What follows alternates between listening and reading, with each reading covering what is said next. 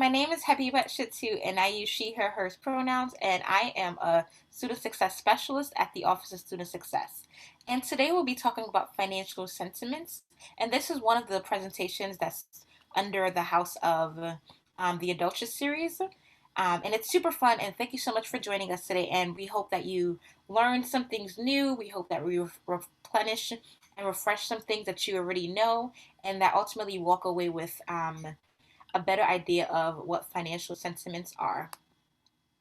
And the Office of Financial Education's mission is to instill quality financial education to empower prospective and current students to make responsible decisions that contribute to their overall success. So we're really here to make sure that students have everything that they need, the tools, the resources, so that they are making the best financial decisions for themselves now, which would ultimately impact their future as well.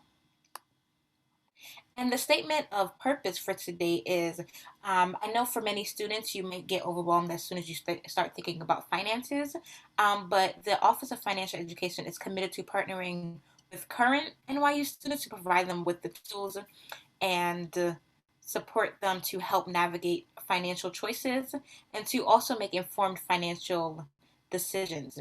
And through our innovative workshops, resources, and coaching services, we are designed to incrementally strengthen your financial knowledge during your time at NYU and beyond.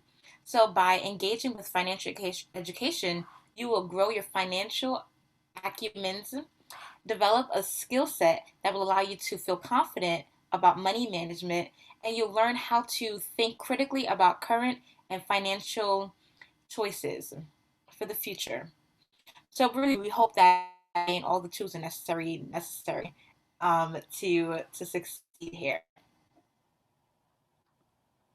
And today's agenda, we're going to be talking about four major things, right? So first off is what is financial situations. Then we're going to proceed to talk about how your mindset can actually shift and can impact the ways in which you view finances, how what influences your financial um, decisions and circumstances, and also what resources do you currently have at hand that would actually help and support you. So the person's financial situations has a lot to do with sentiments surrounding money. So sentiments refers to an individual's feelings and attitudes towards money and overall level of confidence when making financial decisions. So ultimately, however you feel sometimes can impact the ways in which you move around with money. And in this session, we hope that you walk away with learning a lot of important details and the ways in which your financial situation can be influenced by not just your mindset, but also the steps that you take to make better financial decisions. And the first thing is financial situation. So, in terms of financial situation, I want you to take a moment and think about your current financial situation or an aspect of it, right? So it might be savings, it might be budgeting, it might be like what your current financial um bank account look like. So think about like, is this a good thing or a bad thing? So how do you feel about your financial situation? And as I mentioned earlier, what is your financial sentiment? So, financial situation has a lot to do with your sentiments around saving money, and you might also feel a little bit confident, or not as confident to make financial decisions. So, I think it's super important for us to talk about like how you feel about money, which would ultimately impact your relationship with money. So you might ask like, how do you feel about money? How do you feel about debt? How do you feel about buying a new, I guess, phone? And it is fascinating how we learn about money and develop relationships with money, learn behavior from either good examples or bad examples, either through our guardians or just our close relatives. And however we've been raised sometimes can impact how we treat money to this day. So your attitude, either good, bad, negative, positive, indifferent, can be shaped by how you interact with money today. And the second one is a mindset. How do you feel, like I mentioned, about money, right? And some people think change is good, some people think change is scary. I sometimes in between the both of them. So, how do you feel when you think about change in your finances can ultimately shift and impact like the ways in which you move?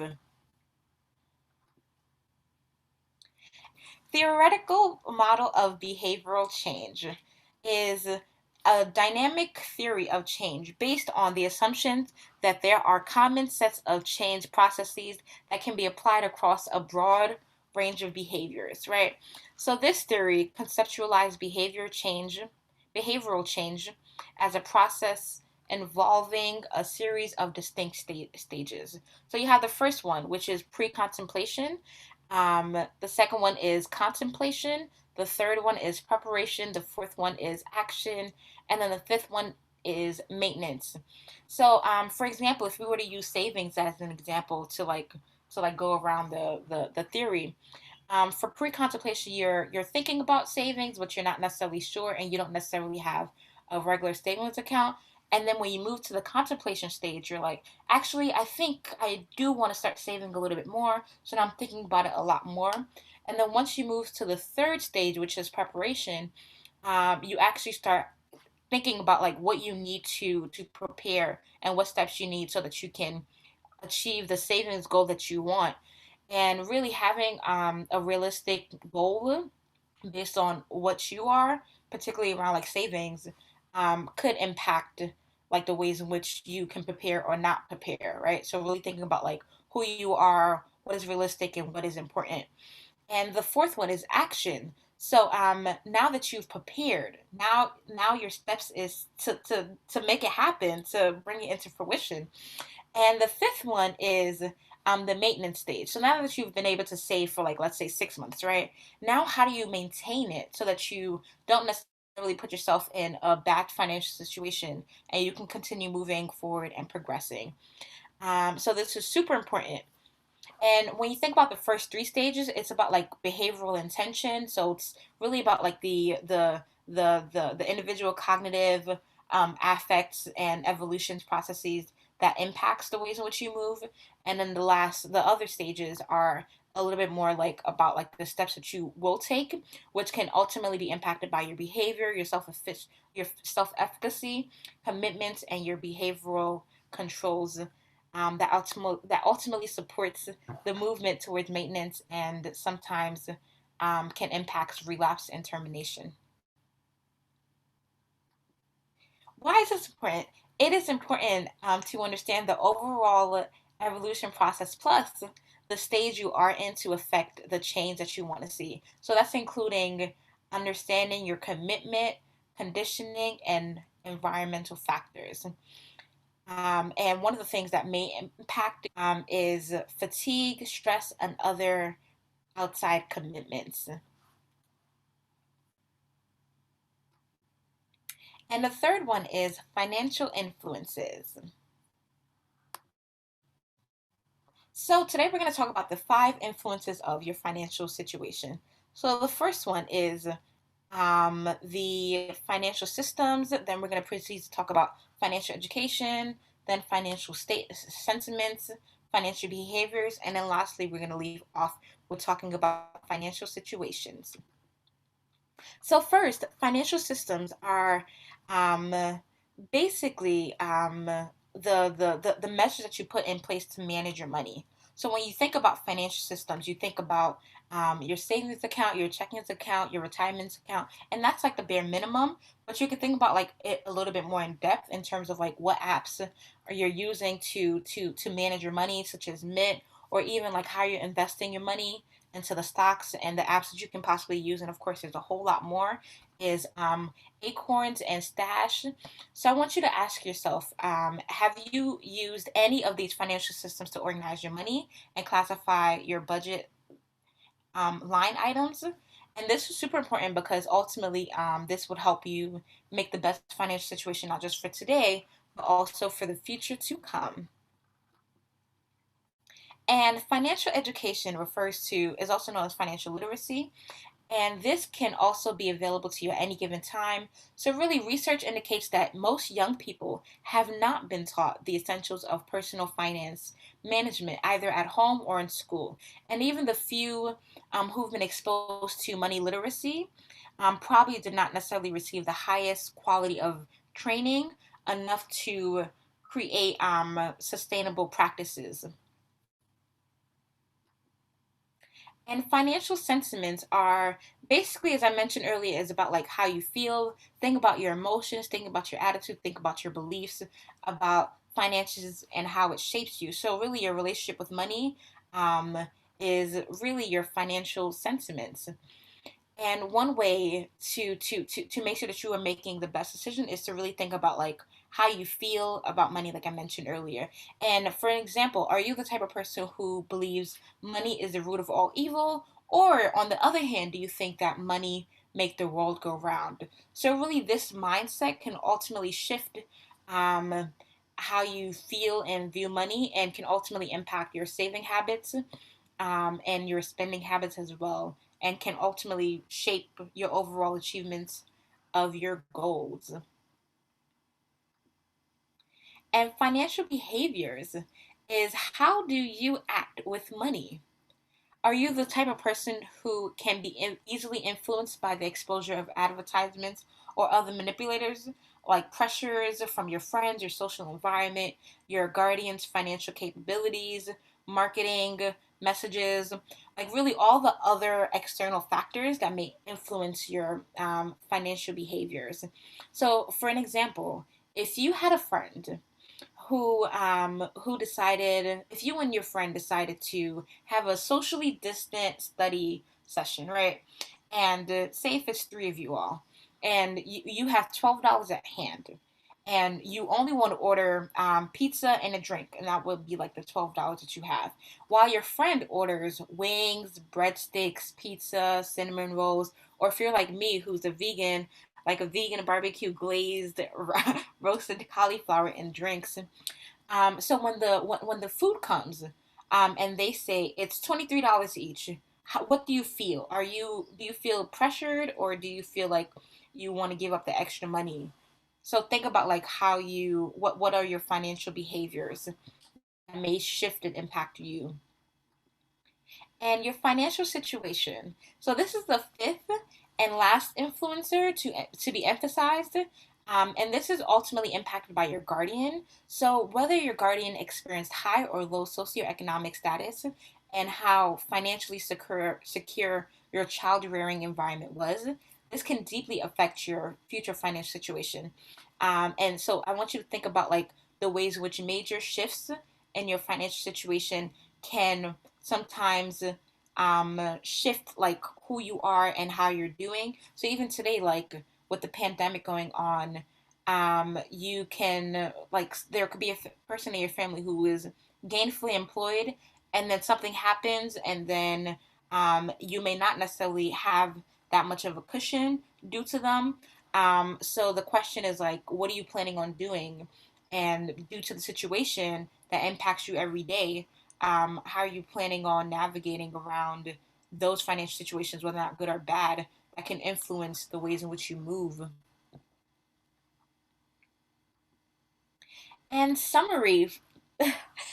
So today we've spoken about a bunch of things, and I want you to walk away with thinking about what your financial sentiments are and how you're feeling about money, while taking into account your experiences and your history of money. Then I want you to think about like how open are you to change, and the ways in which your behaviors and habits can be influenced, and also thinking about like the top five influences of financial circumstances. So all of these things really help shape your financial sentiments.